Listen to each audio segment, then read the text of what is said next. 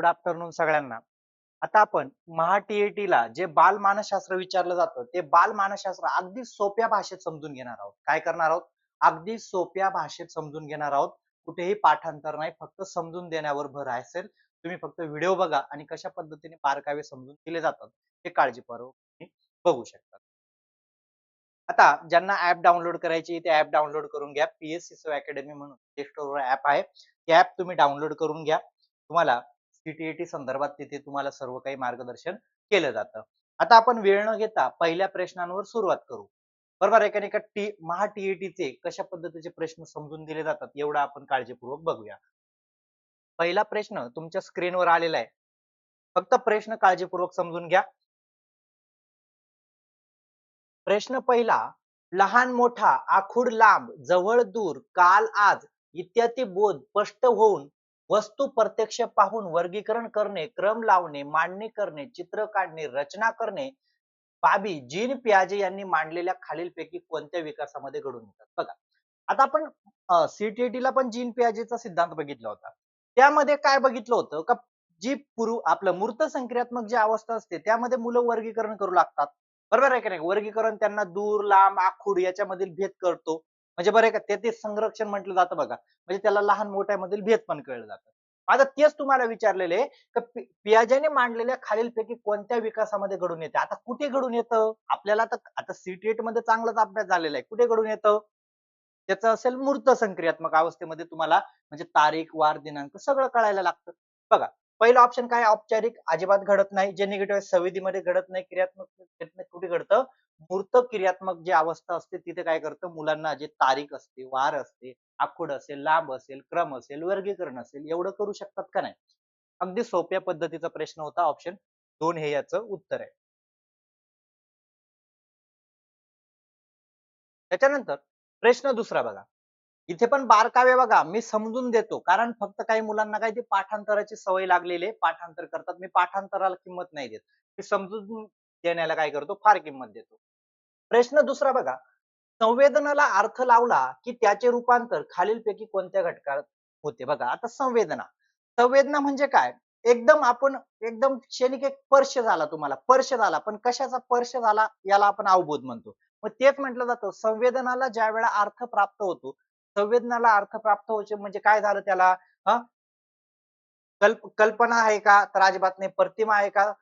संबोध आहे का? तर काय म्हटलं जातं? याला अवबोध असं म्हटलं जातं. संवेदनाला ज्यावेळेला अर्थ प्राप्त होतो त्याला अवबोध असं म्हटलं जातं. त्याच्यानंतर प्रश्न तिसरा बघा. काळजीपूर्वक इथे पण समजून घेण्याचं आहे. प्रश्न तिसरा, समस्येचे विश्लेषण करून ती सोडवण्याची योजना तयार करणे म्हणजे डॅश डॅश होय.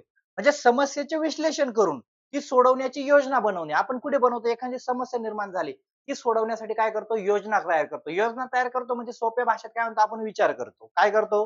विचार करतो. अवबोध करतो का? तर अजिबात नाही. प्रतिमा करतो का? कल्पना करतो का? तर काय होतो? विचार प्रक्रिया असते. या विचार करूनच आपण एखादी समस्या सोडवतो ना. म्हणजे काय म्हटलंय? समस्येचे विश्लेषण करून ती सोडवण्याची योजना तयार करणे म्हणजे काय? विचार होय. काय होय? विचार होय. बघा, त्याच्यानंतर प्रश्न चौथा बघा. प्रश्न चौथा बघा. एकदम मजेशीर पद्धतीने समजून देतो मी तुम्हाला. कोणतीही गोष्ट जाणून घेण्यासाठी मनाने केलेली धडपड म्हणजे होय. बघा, कोणतीही गोष्ट जाणून घेण्यासाठी मनाने धडपड केली. कोणतीही गोष्ट जाणून घेण्यासाठी मनाने केलेली धडपड म्हणजे काय? त्याला अवधान असं म्हटलं जातं. काय म्हटलं जातं? अवधान असं म्हटलं जातं. काय म्हटलं जातं? अवधान. संवेदना, धारणा, स्मरण तर अजिबात नाही. आता अवधान म्हणजे काय? अवधान म्हणजे काय? आपण म्हणतो एखादे गोष्ट जाणून घ्यायची. तिकडे काय चाललं? त्या भीतीच्या कडे काहीतरी आवाज येतोय. काहीतरी आवाज येतोय. कसं राहतात लोक कान देऊन. नाही मला कळालं पाहिजे. ते काय बोलते? ते काय बोलते म्हणजे काय? तुम्हाला ते जाणून घेण्यासाठी जी धडपड चालली तिला काय म्हटलं जातं?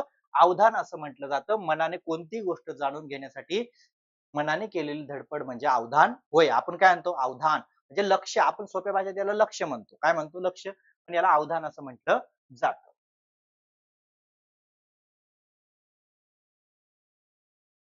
त्याच्यानंतर प्रश्न 5 बघा. आता तुम्हाला थोडे बारकावे वाचावे लागतात टी म्हटलं तर. ब्लूमच्या वर्गीकरण शास्त्रज्ञाच्या मते मूल्यमापनाच्या त्रिकोणाच्या शिरोबिंदूशी कोणता घटक आहे? आता तुम्ही जर बघितलं असेल, त्रिकोण जर त्यांचा अभ्यासला असेल तर त्रिकोणाचा शिरोबिंदू, शिरोबिंदू म्हणजे वरचा भाग, त्याच्यामध्ये कोणता घटक आहे तर तुम्ही चांगल्या पद्धतीने अभ्यासला असेल तर काय आहे? उद्दिष्ट. काय आहेत? उद्दिष्ट आणि शेवट काय येतं? मूल्यमापन येतं.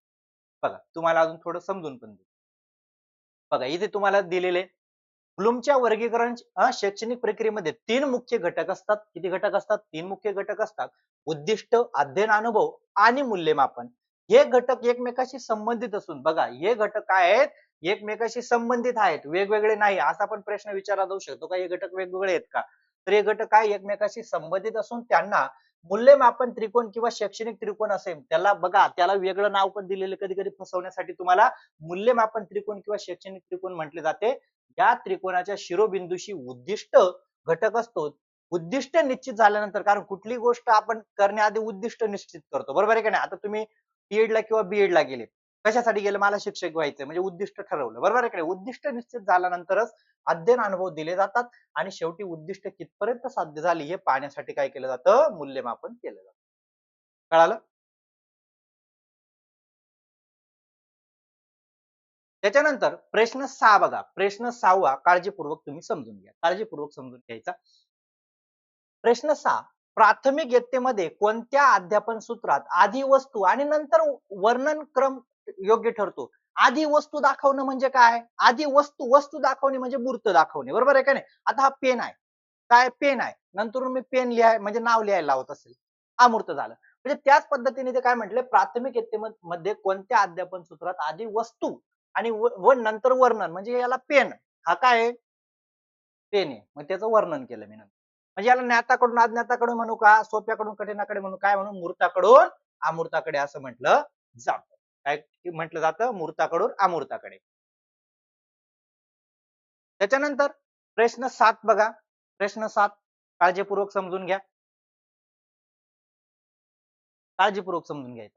एकच कसोटी एकाच परीक्षकाने वेगवेगळ्या वेळी तपासली. बघा एकच कसोटी एका परीक्षकाने वेगवेगळ्या वेळी तपासली तरी गुणांमध्ये फरक पडत नाही किंवा एकच कसोटी अनेक परीक्षकाने तपासूनही गुणांमध्ये फरक पडत नाही. या विधानातून कसोटीचा कोणता निकष साध्य होतो? तर तुम्हाला माहिती आहे एखादा आता उदाहरणार्थ तुमचा एखादा सीटीईटीचा पेपर आहे. तो 10 जणांनी जरी चेक केला किंवा टीईटीचा पेपर 10 जणांनी चेक केला इथे मतांचा प्रभाव पडणार नाही. जे गुणदान केलेले जे ठरवलेले तेच उत्तर निघेल. म्हणजे याला काय म्हटलं जातं? वस्तुनिष्ठता असं म्हटलं जातं. काय म्हटलं जातं? वस्तुनिष्ठता असं म्हटलं जातं. त्याच्यानंतर आपण एक टॉपिक बघितला होता बघा धन संक्रमण आणि ऋण संक्रमण बरोबर आहे का नाही? धन संक्रमण, ऋण संक्रमण आणि शून्य संक्रमण हा टॉपिक आहे. आता तुम्हाला इथे त्याच टॉपिकवर प्रश्न विचारलेला आहे. सायकल चालवण्याचे कौशल्य बघा सायकल चालवण्याचे कौशल्य हे मोटरसायकल चालवण्यासाठी उपयोगी पडत असेल तर त्याच अध्ययनास काय म्हणता येईल? म्हणजे सायकल आपण ज्या वेळेला चाललो होतो सायकलचा तोल सांभाळणं वगैरे याचा उपयोग कुठे होतोय? मोटरसायकल चालवण्यासाठी. म्हणजे याचा अर्थ काय होतोय? धन संक्रमण होतंय. कुठे अडथळा निर्माण होत नाही. तो उपयोग होतोय. म्हणून काय होतं? धन संक्रमण. काय धन संक्रमण ऋण तर होत नाही तटस्थ शून्य तर होत नाही. तर काय म्हणतोय? धन संक्रमण होतंय कारण सायकल चालवण्याचा उपयोग दुसऱ्या आपण एक लक्षात ठेवायचं हे संक्रमण काय असतं? ज्या ठिकाणी पहिल्या कौशल्याचा दुसऱ्या ठिकाणी उपयोग होईल धन संक्रमण लक्षात ठेवा सोप्या भाषेत. ज्या ठिकाणी कुठलाच उपयोग होणार नाही म्हणजे या संक्रमणाचा म्हणजे या कौशल्याचा त्या कौशल्याचा कुठलाच उपयोग होणार नाही कुठलाच उपयोग होत नाही त्याला शून्य संक्रमण. आणि ऋण संक्रमण म्हणजे काय? पहिले गोष्ट जी आपण शिकलेली तिचा दुसरी गोष्ट शिकताना अडथळा निर्माण होत असेल तर त्याला ऋण संक्रमण असं म्हटलं जातं. तिघं समजून दिले एका मिनिटामध्ये. बघा त्याच्यानंतर हा प्रश्न रिपीट झालेला आहे बघा. हा प्रश्न मी तुम्हाला सांगितलेलं होतं उत्तर येतं रिपीट झालेलं आहे. त्याच्यानंतर प्रश्न 10 काय म्हणतोय काळजीपूर्वक समजून घ्या. काळजीपूर्वक फक्त समजून घ्यायचं. पाठांतर नाही चालत. ताणतणावाच्या व्यवस्थापनासाठी आवश्यक वर्तन बदल खालीलपैकी कोणते विधान अनुकूल नाही? अनुकूल नाही म्हटले म्हणजे चुकीचं विधान काढलंय. ताणतणाव म्हणजे आपण म्हणतो मला लई टेन्शन आलंय मग टीएटी पण आहे सीटीएटी पण आहे पास होईल का घरचे पण कामं चालू आहेत आणि घरचे मला काही थांबू पण देत नाही. अभ्यास पण करू देत नाही हा तुमचा ताणतणाव आहे का नाही? आता ताणतणावाचं तुम्हाला व्यवस्थापन करायचंय. काय करायचंय? व्यवस्थापन करायचं. मग काय करायचं व्यवस्थापन करण्यासाठी? आता अनुकूल नाही म्हणजे चुकीचं आहे व्यवस्थापन करण्यासंदर्भात. पहिलं आहे म्हटलं समतोल आहार. समतोल आहार घेणं चांगलं आहे ना. मग घरचे म्हणतील, "बाई तू एवढा अभ्यास नको करू, अशी होऊन गेली, मग काय उपयोग आहे नुसतं पासच ना."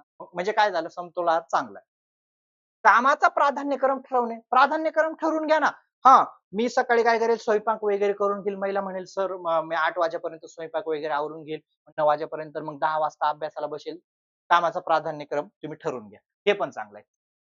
नकारात्मक दृष्टिकोन ठेवला तर नकारात्मक नाही बाबा आता पासच होणार नाही काहीच खरं नाही मग आता नादच सोडू वाटतो म्हणजे नकारात्मक दृष्टिकोन ठेवला तर काय होईल चालेल का तर चालणार नाही म्हणजे हे चुकीचं दिलेलं हे चुकीचं आणि कामाच्या वेळेचे नियोजन करणे किती वेळ अभ्यास केला पाहिजे कुठला वेळ हं, या विषयाला किती वेळ पाहिजे असं जर केलं हे पण चांगलं आहे पण नकारात्मक जर दृष्टिकोन ठेवला तर मग तुम्ही पहिले कोमात निघून जाणार मुद्दा कळाला म्हणजे हे काय अनुकूल नाही ऑप्शन 3 तसं मजेदार पद्धतीने समजून देतो आणि पुस्तकी भाषा जर वापरली ना तुम्हाला एक सांगतो पुस्तकी भाषा जर वापरली ना मानसशास्त्र मुलांना का कळत नाही कारण तुम्ही पुस्तकी भाषेमध्ये समजायला जातात मी पुस्तकी भाषेचा वापर नाही करत अनौपचारिक भाषा जी आपली सामाजिक बोली आहे त्या सामाजिक बोलीमध्ये काय करतो समजवण्याचा प्रयत्न करतो त्यामुळे मानसशास्त्र चांगल्या पद्धतीने समजतात प्रश्न 11 बघा प्रश्न 11 काळजीपूर्वक बघा आता मोठे प्रश्न आहेत काळजीपूर्वक समजून घ्यायचे प्रश्न 11 प्रत्यक्ष वस्तू समोर नसताना त्या वस्तूंचे चित्र आपल्या मनचक्षुपुढे उभे राहते ती प्रतिमा होय प्रतिमा विषयी खाली दिलेल्या विधानांमध्ये कोणते विधान योग्य नाही म्हणजे तुम्हाला प्रतिमा हा जर टॉपिक तुम्ही अभ्यासला असेल या प्रतिमा टॉपिक वर हा आलेला प्रश्न आहे मी इथे तेच म्हटले प्रत्यक्ष वस्तू समोर नसताना मनचक्षुपुढे उभे राहते ती प्रतिमा होय प्रत्यक्ष वस्तू नसताना म्हणजे बघा तुम्ही कुठेतरी फिरायला गेले बरोबर आहे का नाही आता घरी आलेले लगेच थोडं आठवलं नाही मग आपण त्या गार्डन मध्ये बसलेलो होतो मग असं होतं तसं होतं म्हणजे तुमच्या मनचक्षुपुढे उभे राहिलं प्रत्यक्ष आहे का तर अजिबात नाही तेच म्हटले प्रत्यक्ष वस्तू आपल्या समोर नसताना ती मनचक्षुपुढे ते चित्र उभं राहतं त्याला आपण प्रतिमा असं म्हणतो आणि याच प्रतिमा संदर्भात तुम्हाला काय म्हटलेलं योग्य विधान नाही म्हणजे विधान योग्य चुकीचं विधान काढायचं काय काढायचं चुकीचं विधान काढायचंय मग आता चुकीचं विधान कसं काढायचं आता बघा आपण पहिलं काय म्हटलंय प्रतिमा तयार होण्यासाठी आधी अनुभव घेतणे आवश्यक आहे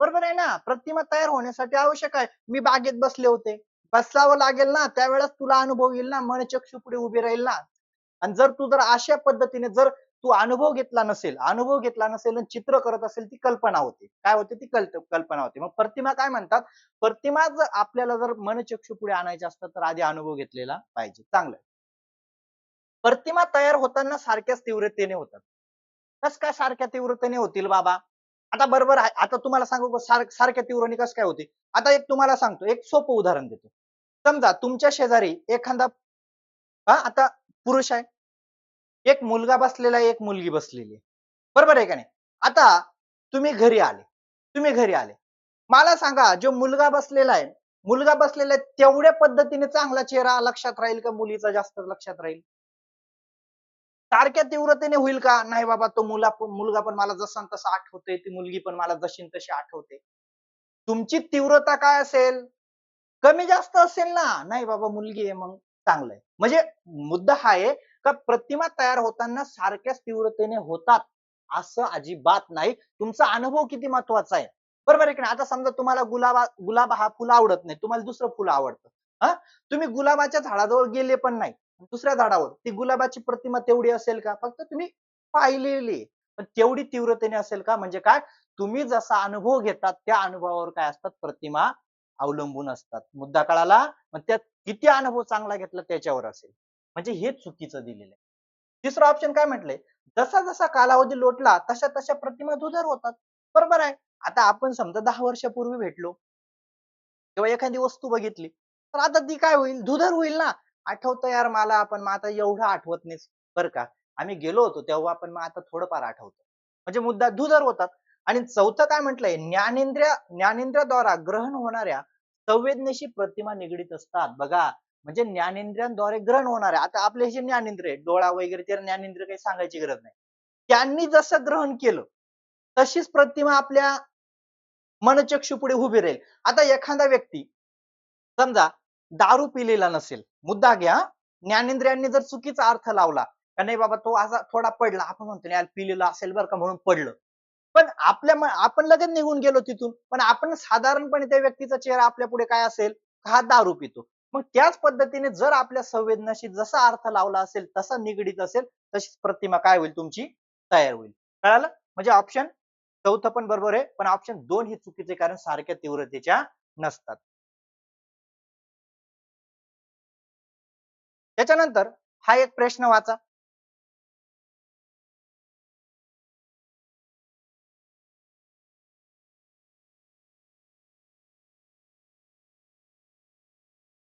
बघा, आपण एक टॉपिक घेतला होता कल्पनांचे प्रकार. बघितला होता का नाही? त्याच्यावरच आलेला प्रश्न आहे कल्पनांचे प्रकार. या कल्पनांच्या प्रकारावर हा प्रश्न काळजीपूर्वक समजून घ्या. प्रश्न 12. पत्त्यांचे बंगले बांधणे, हवेत मनोरे उभारणे, परीकथा, भूतलेखाच्या कथा ही सर्व उदाहरणे खालीलपैकी कोणत्या कल्पनेत कोणत्या प्रकारच्या कल्पनेत येतात? आता तुम्हाला बघितलंय आपण कल्पनांचे प्रकार बघितले होते, बरोबर आहे का नाही? ज्यामध्ये पत्त्यांचे बंगले बांधणे, हवेत मनोरंजन बांधणे म्हणजे काय? आता हवेत आपण बंगला बांधू शकतो का? तर नाही बांधू शकत. बरोबर आहे का नाही? परीकथा म्हणजे काय आहे? याला आपण स्वैर कल्पना म्हटलं जातं. स्वैर म्हणजे काय? याच्यावर कुठलाही निर्बंध नसतो. परी, हवेत बंगला बांधला अशा पद्धतीने याला स्वैर कल्पना असं म्हटलं जातं. आणि आपण इथे बघा आता तुम्हाला फसवण्यासाठी फक्त शब्द फिरून दिला. सौंदर्यनिष्ठ तर अजिबात नाही, पुनरुत्पादित तर नाही. पुनरुत्पादित कशाला म्हणतात? तुम्ही ते चंद्रमुखी पिक्चर बघितला असेल. ते पुस्तक वाचले ती तशीच करायला लागते. तिला पुनरुत्पादित. व्यावहारिक व्यावहारिक कल्पना म्हणजे इंजिनियर वगैरे हे काय करतात? ते करतात. हा याला काय म्हटलं जाते? अनिर्बंध. अनिर्बंध म्हणजे कुठलंही बंधन नाही. वाघ माझ्याशी बोलतोय, ते माकड माझ्याशी बोलतोय, हवेत मनोरणे उभारतो. अशा पद्धतीचं असेल अनिर्बंध म्हणजे त्याच्यावर कुठलंही बंधन नाही, काही मांडू शकतात. त्याला कल्पना म्हणतात. आणि तुमच्या पुढे हा शेवटचा प्रश्न मी घेतोय. खाली दिलेल्या विधानांमध्ये संवेदनेविषयी कोणते विधान योग्य नाही? आता बघा, आता तुम्हाला प्रतिमा संदर्भात विचारलं, आता संवेदना संबंधी खाली दिलेल्या विधानांमध्ये संवेदनाविषयी कोणते विधान योग्य नाही म्हणजे संवेदना ज्या आहेत त्या संवेदना म्हणजे त्यांचं चुकीचं विधान आहे. आता आपण बघूया काळजीपूर्वक समजून. बाह्य उद्दीपका बाह्य उद्दीपकासंबंधी प्राथमिक स्वरूपाची मानसिक प्रक्रिया म्हणजे संवेदना होय. बघा, बाह्य उद्दीपकाची प्राथमिक स्वरूपाची मानसिक प्रक्रिया म्हणजे संवेदना होय. बरोबर आहे. बाह्य उद्दीपकाविषयी केवळ जाणीव म्हणजे संवेदना होय. बरोबर आहे. बाह्य उद्दीपकाची केवळ जाणीव होणे, केवळ जाणीव होणे म्हणजे संवेदना आहे. बाह्य उद्दीपकाविषयीचे ज्ञान होणे म्हणजे संवेदना होय. आता आपण बघितलं होतं बाह्य उद्दीपकाचं ज्ञान झालं म्हणजे संवेदना आहे का? तर नाही. बाह्य उद्दीपकाचं ज्या वेळा ज्ञान होतं त्याला अवबोध म्हणतात. काय म्हणतात? अवबोध म्हणतात. काय म्हटलं जातं? अवबोध म्हणजे हे चुकीचं दिलेलं आहे. चौथं म्हटलेलं आहे बाह्य उद्दीपकांशिवाय संवेदना होणे शक्य नाही. जर बाह्य उद्दीपक नसेल तर संवेदना कसं काय होईल? आता तुम्हाला एखादं उष्णता आहे. काय बाहेर काहीतरी उष्ण पाहिजे ना, तरच तुम्हाला जाणवेल ना. म्हणजे संवेदना होण्यासाठी काय पाहिजे? बाह्य उद्दीपक पण पाहिजे. बघा अशा पद्धतीचे प्रश्न. व्हिडिओ कसा वाटला? जास्तीत जास्त विद्यार्थ्यांपर्यंत नक्की शेअर करा. आणि काय वाटतं तुम्हाला? आणि जर तुमची इच्छा असेल तर आज असे काही अजून आपण प्रश्न घेऊया. हा जास्तीत जास्त विद्यार्थ्यांपर्यंत व्हिडिओ शेअर करा. इथे तुमची आन्सर की सुद्धा तुम्हाला इथे उपलब्ध आहे. ज्या विद्यार्थ्यांना सीटीईटी साठी बॅच घ्यायची त्या विद्यार्थ्यांनी ही ऍप प्ले स्टोर वरून पीएससी अकॅडमी ही ऍप डाउनलोड करा. ऍप डाउनलोड झाल्यानंतर तुम्हाला तिथे काही सर्व काही नोट्स वगैरे उपलब्ध होऊन जाईल. इथे पेपर हे बघा पेपर 1 साठी आता 1199 पण 999 चालू आहे. पेपर 1-2 साठी आणि दोघं पेपर साठी 1399 चालू आहे. व्हिडिओ जास्तीत जास्त विद्यार्थ्यांपर्यंत शेअर करा. व्हिडिओ लाईक करा आणि काही समस्या असतील कसा वाटला टॉपिक नक्की आपल्या प्रतिक्रिया कमेंट बॉक्स मध्ये द्या. व्हिडिओच्या कमेंट बॉक्स मध्ये तुम्हाला ऍपची लिंक सुद्धा उपलब्ध होऊन जाईल.